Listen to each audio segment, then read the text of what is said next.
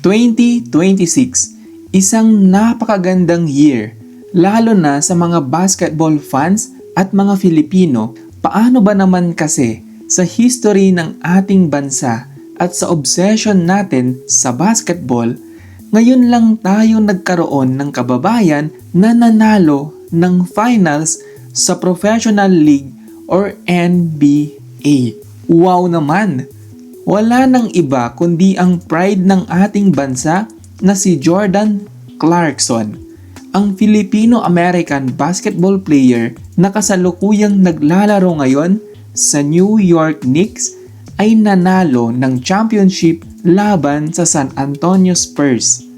Ang ina ni Jordan Clarkson o JC ay isang Phil-Am na ipinanganak sa Angeles City, Pampanga. At dahil dito, naging malapit siya sa Filipino heritage lalo na't ang mga Pinoy ay sadyang obsessed sa laro ng basketball. Ang mundo at mga basketball fans ay sumubaybay sa naging pagtutuos ng generational talent ng Spurs na si Victor Wembanyama laban naman sa dynamic point guard ng Knicks na si Jalen Brunson. Matapos talunin ng Spurs ang Thunder at ang MVP na si Shai Gilgeous-Alexander, sila ang nagwagi sa Western Conference. At sa Eastern Conference naman na mayagpag ang elite scorer na si Jalen Brunson sa off-season. Ang pagtatapat ng Spurs at Knicks ay masasabing isa sa greatest finals sa history ng NBA dahil sa ang bawat naging laro nila, ang New York Knicks ay natambakan. Ngunit bandang fourth quarter ay nakakabawi pa rin at nakakamit ang panalo. Comeback is real, ika nga nila. Ayon, kailangan i-celebrate din pala natin. Ganun ba yun? Nakiki-celebrate, no? Akala mo talaga taga New York. Syempre, isa siyang achievement, 'di ba? Kailangan suportahan din natin yung kababayan natin. Yes, magpakita rin tayo ng support kay JC. Yon, kung iisipin, parang liamado talaga ang Spurs. Kasi nga, ang tangkad naman grabe, para siyang alien, no? Anong height nun? Si Wembanyama. Yun, Wemby na lang for short. Para na siyang poste ng Meralco, men. Akala ko nga nung una may tsansang manalo ang Spurs. Kasi nga paano? Sino yung makakapag-defend kay Wemby? Sino? Wala, 'di ba? Wala naman siyang kasing tangkad, lalo na sa Knicks, somewhat na mas maliliit. Pero yun, no, nakalusot.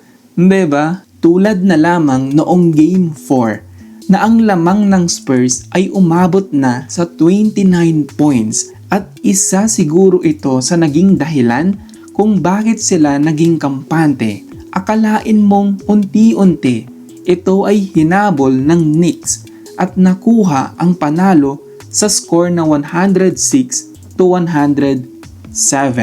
Dahil sa naging comeback nila, ang New York ay nagkaroon ng 3-1 lead kontra sa Spurs. At sa hirap nga naman makahabol sa ganitong lead, iisang team pa lamang ang nakagawa niyan sa history ng NBA. Wala nang iba kundi ang Cleveland Cavaliers noong 2016. At alam mo bang ang mismong guard din ng Spurs na si Dylan Harper ay may dugong Filipino?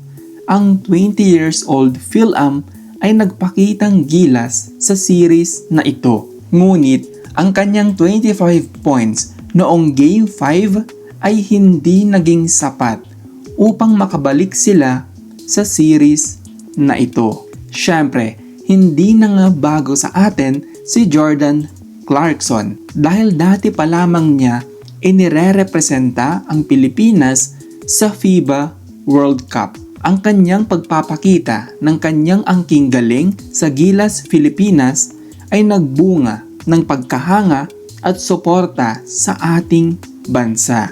Tulad ng kanyang naging performance laban sa China na kung saan ay pumuntos lang naman siya ng 20 points sa loob lamang ng 4 minutes. Ang kanyang height na 6'5", samahan pa ng kanyang bilis sa court, masasabing ang isa siyang dynamic combo guard na nakatulong upang masungkit ng kanyang team ang championship na matagal na nilang inaasam. Paano ba naman? Ang New York Knicks ay hindi pa nananalo ng championship sa loob ng 53 years. Ngunit noong June 13 nitong taon, ang syudad ng New York ay meron ng rason upang mag-celebrate ng kampyonato. Viral at trending sa social media ang celebration ng mga fans at ang naging parade ng team sa syudad ng New York City. Yun naman pala. So, matagal nang hindi nananalo ng championship ang New York. Oo, kahit nga rin yung mga nakikita kong post, mga reels sa TikTok, Instagram patungkol sa celebration ng mga fans, napaka-wild nila, men. Alam nilang mag-celebrate dahil ngayon ang tagal nilang hindi nananalo eh. So, may rason naman sila. What if nagkaroon naman ng player sa NBA na purong Filipino? Pure breed. Tapos nanalo pa siya ng finals. Ay nako, talagang isi-celebrate natin yan, no? Ngayon, may kaunting rason kung bakit kailangan ding mag-celebrate ng mga Filipino. Diba? Nanalo si kababayan eh. Ang isa sa pinaka-famous na tourist attraction sa mundo na Empire State Building ay binigyang pugay ang pagkapanalo ng kanilang team. Kahit na rin ang mismong presidente ng US na tubong taga New York City ay nagpakita ng suporta sa kanyang team noong Game 4. Sadyang napakahirap nga ang kailangang pagdaanan ng isang team upang manalo sa championship. Kahit na ang mismong king ng NBA na si LeBron ay hindi na ipanalo ang lahat niyang finals appearance. Kung tutuusin, ang team chemistry, effort at hard work ng mga player ay tunay na kinakailangan.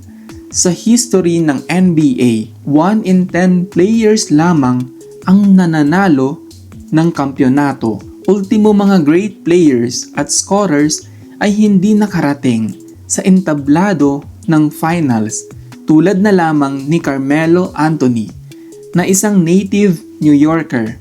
Ang kanyang pananatili sa Knicks ng 7 seasons ay hindi nagbunga ng championship, kahit na rin ang dynamic Knicks center noong 90s na si Patrick Ewing ay nahirapang makaisa laban kay Jordan.